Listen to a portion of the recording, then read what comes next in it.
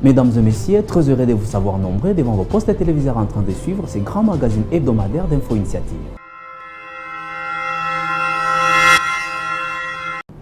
Un décret ministériel a été signé récemment au ministère de la Justice pour la nouvelle immatriculation du statut harmonisé du traité de l'Organisation pour l'harmonisation du droit des affaires en Afrique, OHADA, une structure internationale publique conçue par les pays africains. Arit Talapou, Serge Moulumba pour ces récits. Il a plu à l'autorité congolaise de rappeler à toutes les sociétés la date butoir de la mise en condition de l'exercice du droit au OHADA. Il a été donné à tort ou à raison 2 ans transitoires, 2 ans de moratoire pour commencer l'applicabilité des actes uniformes de l'OHADA en République démocratique du Congo après notre adhésion. Il s'est fait qu'à ce jour, il ne reste que peu de temps pour que l'applicabilité du traité et des actes devienne vraiment effective. Ce qui fait que l'autorité a rappelé à l'opinion publique, particulièrement aux sociétés, de la mise en conformité ou de la mise en harmonie avec le droit OHADA, qui est une législation nouvelle qui doit s'appliquer, qui est censée prendre en charge le domaine des affaires en République démocratique du Congo. Être en ordre utile, en ordre de bataille, de se conformer avec la loi. Ça veut dire quoi? La législation ancienne ne s'appliquerait plus, il ne resterait que la législation nouvelle, à savoir le traité de l'OHADA, ses actes uniformes et ses règlements d'application. Les entreprises retardateurs qui ne se sont pas encore mis en condition d'exercice de droit au OHADA ou qui n'ont pas encore harmonisé leur statut se verront exposés à des désagréments pas intéressants. Les forces politiques et sociales de la République démocratique du Congo ont réuni à la paroisse Notre-Dame de Fatima le jeudi 4 septembre dernier dans le but de faire le point sur la situation politique de l'heure. Reportage. Les forces politiques et sociales de la République démocratique du Congo rappellent la déclaration du 25 juin 2014 qu'ils avaient rejeté catégoriquement la monarchisation présidentielle dans ce pays RDCien. C'est ainsi qu'ils se réjouissent que l'esprit du sommet Issa Afrique rejoigne leur position maintes fois exprimée, à savoir celle d'empêcher le chef d'État africain fait mandat constitutionnel de modifier la constitution afin de se maintenir éternellement au pouvoir. Les forces politiques et sociales, d'une part, ne sont pas concernées par les gouvernements de cohésion nationale et d'autre part, elles réitèrent leur engagement solennel de combattre toute initiative d'élaboration d'une nouvelle constitution et tiennent à la tenue d'un vrai dialogue politique conformément à l'esprit et à la lettre de l'accord cadre d'Addis Abeba ainsi qu'à la résolution 2098 du Conseil de sécurité des Nations Unies. Toujours dans les mêmes contextes, quelques personnalités politiques de l'opposition ont répondu aux préoccupations des professionnels de médias, entre autres la révision constitutionnelle et le gouvernement de cohésion nationale. Reportage. Les objectifs prévus pour l'accord cadre d'Addis Abeba, ce dialogue abordera aussi tous les problèmes liés au processus électoral en RDC, à savoir la restructuration de la CENI, la mise en place d'un calendrier électoral consensuel. Les forces politiques et sociales réitèrent leur confiance à la communauté internationale dans sa démarche d'accompagner la RDC dans la recherche des solutions appropriées aux causes profondes de la crise politique d'après cette classe politique. Et nous disons qu'une constitution elle est faite pour régler la vie de la nation, d'abord aux intérêts du peuple. On ne voit pas en quoi la constitution, comme je vais paraphraser mon président à ce sujet, je ne vois pas en quoi la constitution... Tous, animés d'un même esprit, ne restez pas congelés face à cette situation considérée opportune par la classe politique de celle-ci. Politique et sociale ne se sentent pas concernés par le gouvernement de cohésion nationale. Point barre. Maintenant, si des individus qui voudraient bien, à l'occasion de la participation au gouvernement, s'identifier comme tels, je pense qu'il faut les considérer comme tels en tant qu'individus. Le parti politique et social, c'est la somme des partis politiques, c'est la somme des organisations de la société civile qui ont dit non à la concertation nationale. Femmes et hommes, opposants, dignes de leur nom, réagissent. Que le président peut avoir un mot, celui qui est le garant de la Constitution. Et Ouanga n'a rien à faire en prison. Voilà mon point de vue. Je lance un appel aux hommes de la République. Je lance un appel aux hommes de bonne foi. Ça ne nous avance en rien. Les combattants que nous sommes, nous faisons de la résistance parce que nous savons que nous avions gagné les élections, que ce soit au niveau présidentiel, que ce soit au niveau parlementaire. Et donc nous nous sommes lancés dans ces combats de la crise de la légitimité. Aujourd'hui, par l'accord cadre, nous devons aller au dialogue. Les forces politiques et sociales réitèrent leur exigence permanente de libérer sans condition tous les détenus politiques et détenus d'opinion tels que les pasteurs Coutinho Fernando, l'honorable Diomindongala, le président fédéral de l'UDPS Mbujimaï, Bruno Kabashi, ainsi que les confrères Mike Mukebaï. Maître Popol Badjigate, cadre du PPRD et membre de la majorité présidentielle, réagit par rapport à la révision constitutionnelle qui continue à faire couler l'encre et salive ces derniers temps dans les différentes classes politiques en RDC. Je pense que la position ou l'annonce du ministre des Médias ne va pas à l'encontre des textes qui régissent ces pays, en l'occurrence la Constitution. Parce que si vous voyez, l'article 218 prévoit les institutions qui sont habilitées pour réviser pour proposer la révision de la Constitution. Je crois que le président y fait dire. Le secrétaire général du PPRD avait donné la position du PPRD. Et avant cela, le secrétaire général de la majorité présidentielle avait tenu un point de presse pour donner aussi la position de la famille politique du chef de l'État.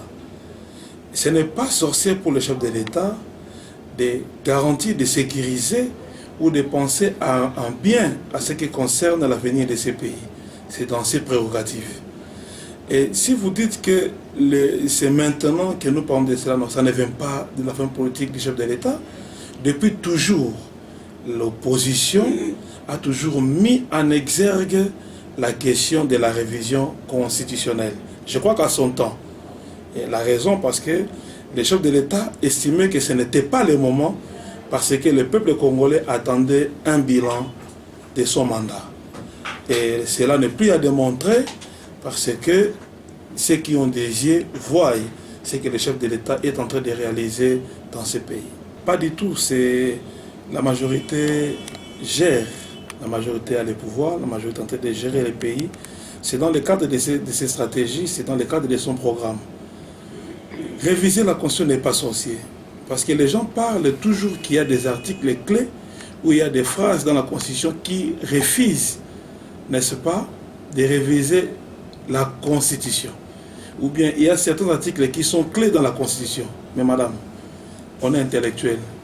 C'est-à-dire que s'il faut réfléchir comme ça, comme les autres là, c'est-à-dire que le Congo, jusqu'à la fin de son existence, c'est-à-dire qu'il doit évoluer qu'avec cette constitution.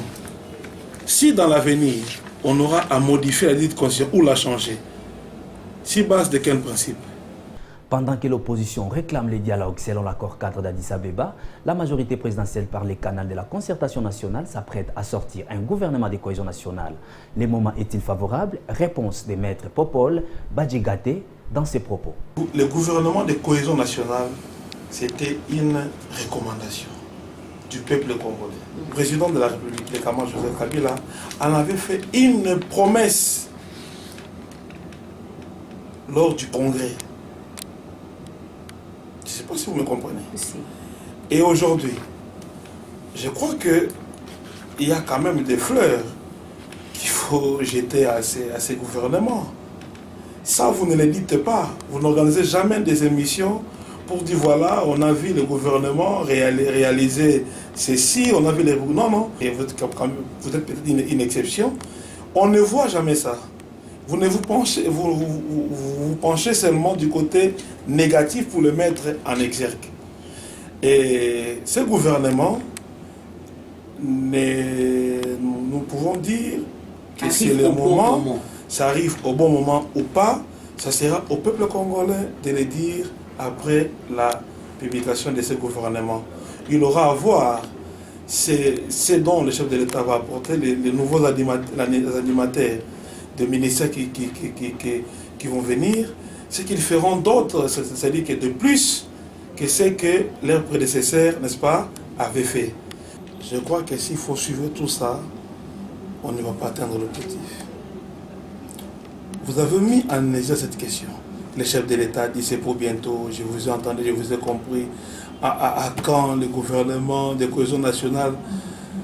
Vous l'avez dit. Je ne sais pas si vous avez parlé avec le chef de l'État, que d'ici là, il y aura ce gouvernement. Ce que je peux dire à la population congolaise, c'est de faire confiance au chef de l'État. Et aussi, ce qu'ils doivent savoir pour nous, les chrétiens, les croyants pratiquants, que c'est une grâce pour nous, peuple congolais, d'avoir Joseph Kabila Kabange comme chef de l'État. C'est une grâce, madame. C'est quelque chose. La grâce, c'est une chose qui est méritée, qu'on ne méritait pas. Nous avons connu des présidents, nous avons connu des premiers ministres, nous avons connu des partis politiques. Mais ce qu'est en train de réaliser le chef de l'État, on ne voit pas d'autres Congolais qui peuvent le faire. En se basant d'une enquête sur terrain, le gouvernement RDCien a affirmé que les foyers épidémiques de la fièvre hémorragique Ebola qui sévit en RDC est bien différent de celui de l'Afrique de l'Ouest. Selon les scientifiques du Centre international de recherche médicale à Franceville, au Gabon, joint par RFI, suivez dans cette réflexion de Grâce Fidéline Makaba. Un peu plus de 3 semaines après l'apparition d'une nouvelle épidémie Ebola en République démocratique du Congo, en se basant sur une enquête sur le terrain, le gouvernement de la RDC a affirmé que le virus Ebola qui sévit en RD Congo est bien différent de celui de l'Afrique de l'Ouest. Les scientifiques du Franceville au Gabon ont eux regardé jusque dans le code génétique du virus, signalant que l'épidémie est circonscrite dans la province de l'Équateur, territoire de Boendé, précisément à Djera, à environ 800 km nord-est de la ville, province de Kinshasa. Le 2 septembre dernier, le ministère de la Santé publique a communiqué à l'OMS le statistique d'un total cumulé à 58 de signes. Le village où sont déclarés le premier santé extrêmement basique, la maladie a ainsi eu le temps de progresser. Le temps d'organiser une prise en charge est compliqué. La maladie à virus Ebola, autrefois aussi fièvre hémorragique à virus Ebola, est une maladie grave, souvent mortelle chez l'homme. Le virus se transmet de l'homme à partir des animaux sauvages et se propage ensuite dans la population par transmission interhumaine.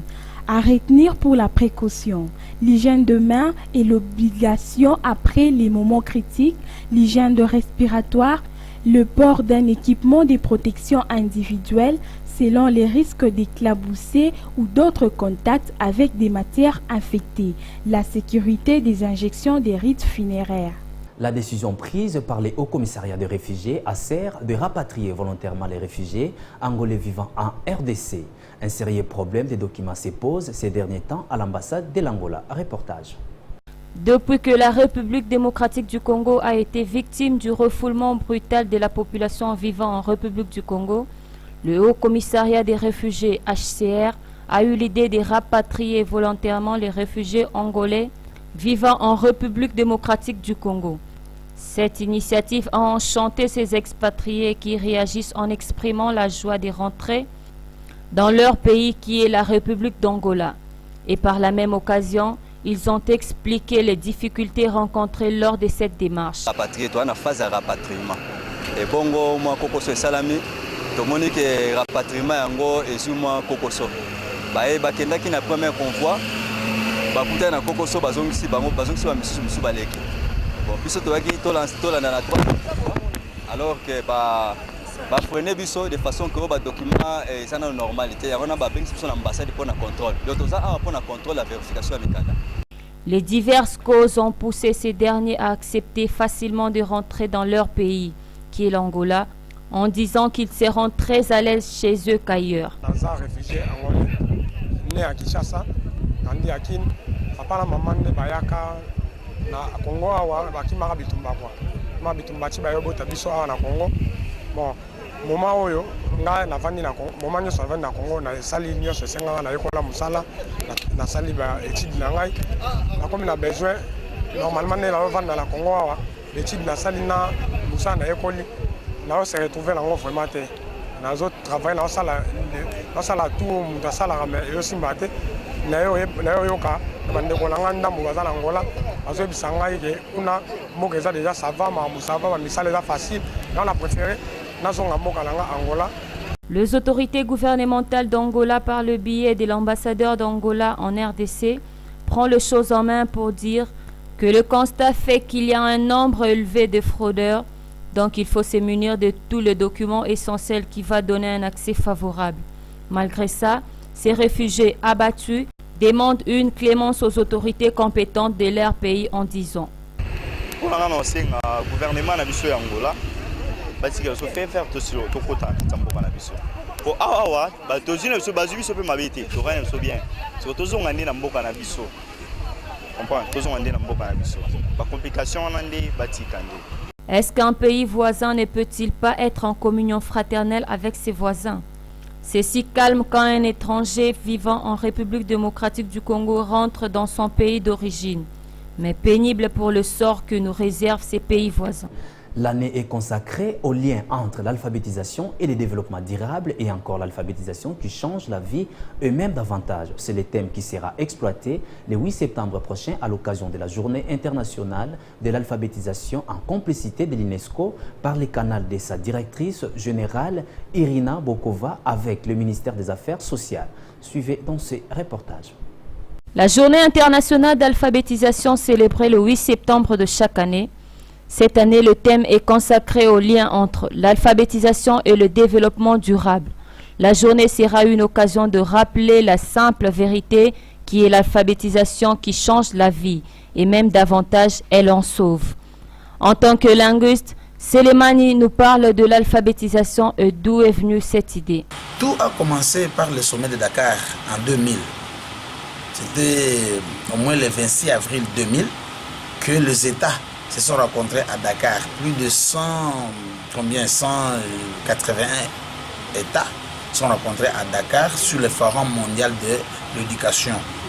Et alors, tous ces États, il y avait plus de 1500 participants qui étaient venus des différents États du monde.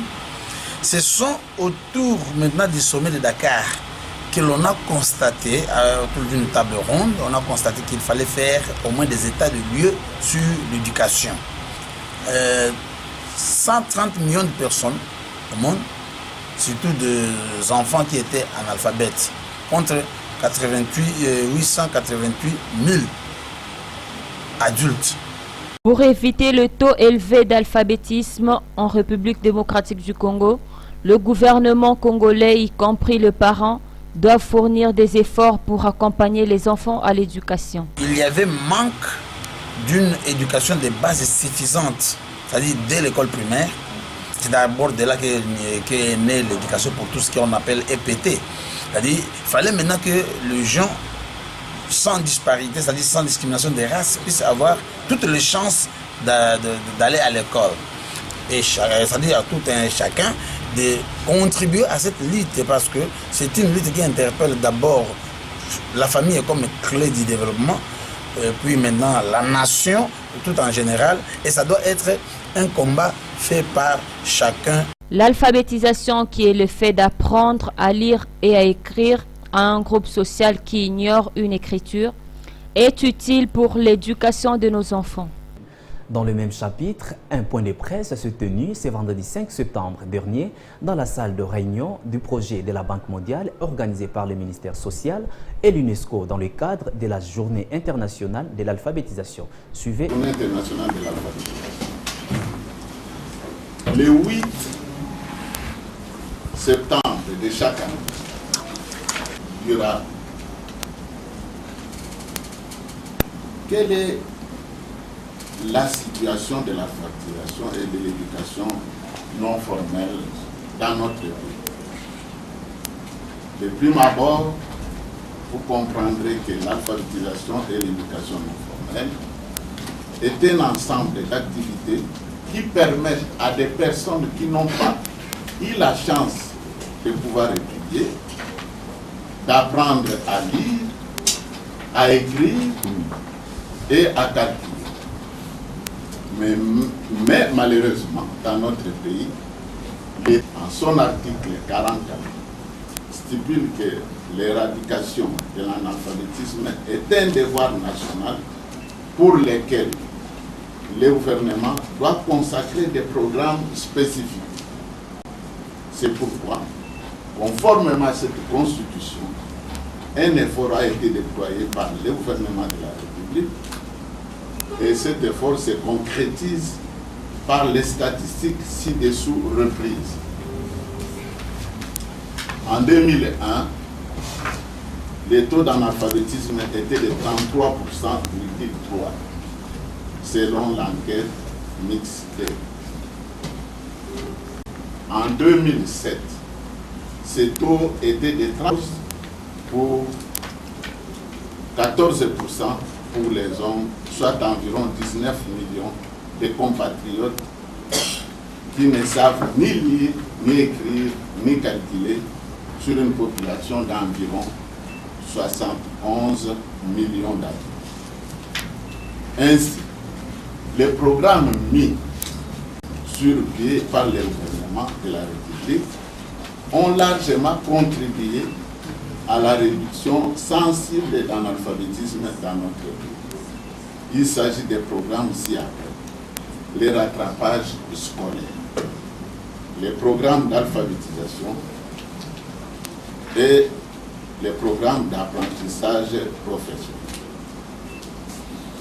En ce qui concerne les rattrapages scolaires, ces programmes visent au TENAPEP avec leurs collègues pour l'obtention du certificat de l'école primaire. Et avec ces certificats,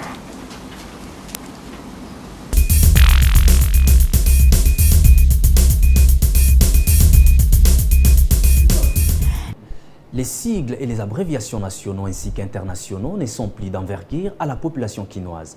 L'on se demande pourquoi cette entropie, et pourtant le devoir du citoyen, c'est d'avoir aussi l'esprit civique tant moral. Écoutez laquelle de réponse que donne l'homme de la rue dans ses reportages de Grâce Fidéline Makaba. Le cours de civisme qui apprend les significations des abréviations ou des sigles des organes nationaux et internationaux ne semble plus être à la hauteur du jadis. Le gouvernement congolais, par le biais du ministère de l'enseignement primaire et secondaire, mais aussi un travail titan, doit aussi intéresser la nouvelle citoyenneté chapeautée par le ministère de Communication et Médias. Sur ce, une descente a été effectuée afin de pouvoir faire parler l'homme de la rue concernant la définition et le rôle du PNUD. Je m'excuse beaucoup. J'ai toujours entendu parler de PNUD, mais je ne connais pas vraiment réellement ce qu'ils font ici au Congo. L'abréviation de PNUD, je ne connais même pas à quoi ça sert. PNUD pour Nangai, nayebi que non, les organisations des Nations Unies. Pour Nangai, c'est très important pour l'Afrique d'abord. Voici la signification exacte du PNUD. Le programme des Nations Unies pour le développement. PNUD, c'est le programme des Nations Unies pour le développement. Et tout simplement, c'est... Mais quel est son objectif? Je suppose que c'est pour développer le tiers-monde. Je suppose. Le rôle est, quand on dit développement, c'est-à-dire là où il y a le PNUD, il y a le développement, puis il y a la vie. Les programmes des Nations Unies pour le développement fait partie de programmes et fonds de l'ONU. Son objectif est d'aider les pays en développement en leur fournissant des conseils, mais également en plaidant leur cause pour l'octroi de dons. C'est ainsi que le programme travaille en collaboration avec de nombreux autres programmes comme l'ONU-SIDA et autres organismes. Suite au dérapage de ces derniers à la Fédération congolaise des catch par d'autres dirigeants et catcheurs de mauvaise foi, les présidents de Baba, élus démocratiquement, ainsi que d'autres catcheurs venus de la province orientale, ont exprimé leur ras-le-bol à notre micro. Suivez. La Fédération congolaise des catch regorge en son sein de grandes personnalités, mais chose déplorable, les uns réclament la mégestion de la part des autres. Beaucoup de réunions organisées pour chercher qu'un bon climat règne dans ce milieu sportif.